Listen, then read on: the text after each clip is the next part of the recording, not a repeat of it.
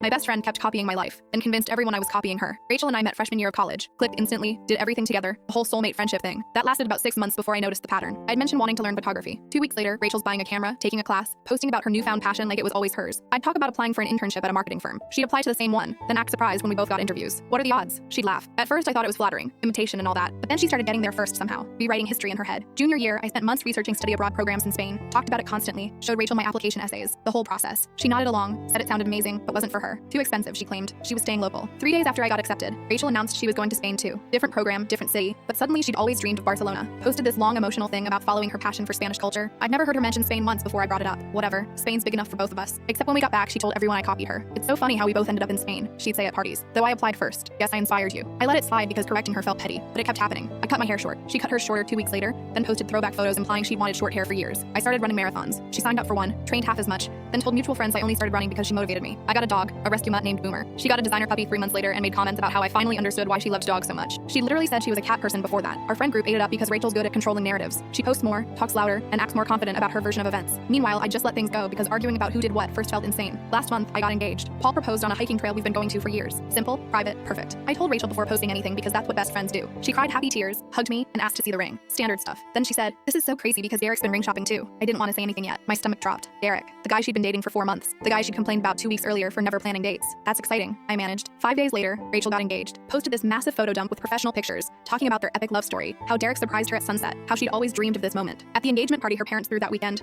I heard her telling people, "I'm so glad my engagement inspired my best friend to finally take that step with Paul. She's been waiting forever." Paul and I had been together 6 years. She knew we talked about marriage for the last 2, but there she was, spinning it like I rushed into engagement because she made it look good. I stood there with my drink, watching her hold court, and something snapped. Not anger exactly, more like clarity about how insane this had gotten. I waited until she finished talking to her aunt, then pulled her into the hallway. "Rachel, can we talk?" "Of course, babe. What's up?" "I need you to stop lying about copying me. The running, the dog, Spain, all of it. And especially stop saying I got engaged because you did." Her face went blank. "I don't know what you mean." "Yes, you do. You've been copying things I do, then rewriting history so you did them first. For years." "That's insane," she laughed, but her voice had an edge. "Why would I copy you?" "I don't know why. Maybe you need to feel original. Maybe it's competitive. But I know it's happening, and I know you know it's happening." She stepped closer, voice dropping. "You're jealous that people like my version better." "My version? Rachel, they're my ideas. Prove it." She smiled coldly. "Go ahead. Show everyone your timeline. Make yourself look crazy by obsessing over who did what first. Make our entire friendship about your insecurity." I opened my mouth, closed it, because she was right about one thing. I had no proof, just my word against hers, and she'd already shaped everyone's perception. "You can't stand that I'm better at this than you," she continued. "Better at committing, better at following through, better at making things look effortless. That's not copying. That's just being better." The hallway felt too small suddenly. This person I trusted with everything stood there, genuinely believing her own revisionist history. Or worse, knowing the truth and not caring. "I'm done," I said quietly, "by pretending this is normal, protecting your image, with us." She laughed. "Over what? Your paranoid theory? You're over, making me question reality for 4 years." I walked out of her engagement party, blocked her number in my car, and haven't spoken to her since. Paul thinks I should warn Derek, but honestly, he'll figure it out himself eventually. When his hobbies start becoming her hobbies, and his stories become her stories.